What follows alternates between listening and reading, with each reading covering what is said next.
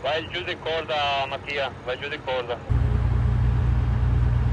Si sono concluse nella notte le operazioni di varo del blocco centrale del nuovo viadotto di collegamento al Bosco dello Sport. Abbiamo varato l'opera più importante, il ponte che collega il raccordo Marco Polo, l'autostrada del raccordo Marco Polo con tutta la viabilità che porterà allo stadio, all'arena, creando così la fluidità nel traffico e l'accesso migliore a questa nuova importante infrastruttura. L'intervento nella zona del raccordo autostradale che conduce all'aeroporto Marco Polo è stato articolato in 3 fasi: sollevamento del concio, trasferimento tra 2 gru impegnati nella manovra e il posizionamento definitivo sui pilastri. Al peso di 240 tonnellate e viene varato con l'utilizzo di 3 gru sincronizzate di grande portata. Presa e sollevamento con 2 gru posizionate lato ovest che traslano il manufatto fino al centro dell'autostrada, che corrisponde con il punto di presa della terza gru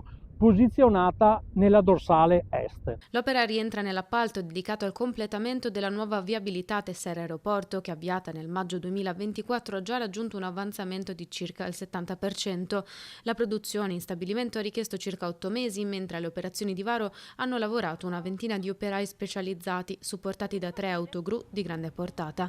A seguire le operazioni erano presenti il vice sindaco Andrea Tomaello, i presidenti della quinta e 10ª commissione Alessio De Rossi e Matteo Senno, oltre al presidente della municipalità di Favaro Veneto, Marco Bellato. La settimana prossima procederemo a installare il terzo elemento, che pesa 310 tonnellate, e quindi il manufatto nella sua configurazione finale sarà ultimato.